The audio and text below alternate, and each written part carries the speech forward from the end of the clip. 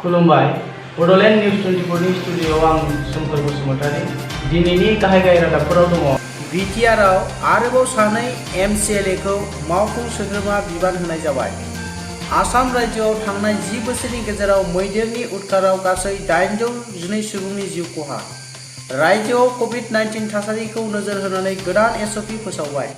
दानिया फैदो आबुं रादाबाव।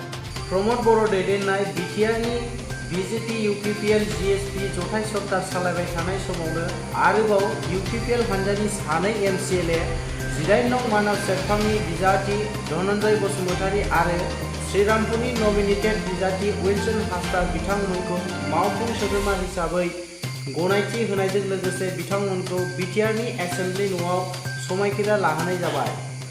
आसाम हादरसायाव थांनाय 10 बोसोरनि गेजेराव मैदेरनि साग्लोबनायाव गासै 812 सुबुंनि जिउ खहा जादों होननानै आबहावा आरो हाग्रा बिफाननि मन्थ्रि परिमल शुक्लबैद्य बिथाङा सोलिबाय थानाय आसाम हादरसानि बाजेट सेसनाव फोरमायथियो। आसामनि आबहावा आरो हाग्रा बिफाननि सरकारि रिपर्ट बायदियै फारियै उदालगुरियाव 115 सा, सनितपुराव 103 सा, गवालपारायाव 74 सा आरो दरं जिल्लायाव गासै 56 सा सुबुंनि जिउ खहा जादों होननानै बाजेट सेसनाव BJPनि MLA बिथां तिराज बोडोलेन्ड सोंथि दिखांनायाव मन्थ्रि बिथाङा गुवारै बेखेवना होयो।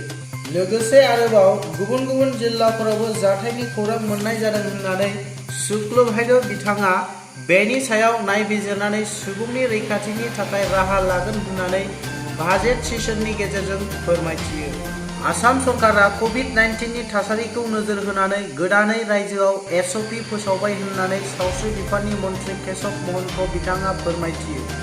अदेबानि सावस्रि बिफाननिफ्राय दानि COVID-19 नि गासैबो थासारिखौ फारिलाइ खालामनानै आसाम सरकारनियाव गथायो। गाहाय मन्थ्रि बिथां हेमन्त बिश्व शर्माया गासैबो हान्जानि दैदेनगिरिफोरखौ लानानै गोथौवै सावरायलायना 15 जुलाइनिफ्राय गोदान SOP फोसावबाय होननानै मन्थ्रि केशव महन्तआ खौरांगिरिफोरनि सिगाङाव फोरमायथियो। दिनैनि रादाबा एसेनोसै।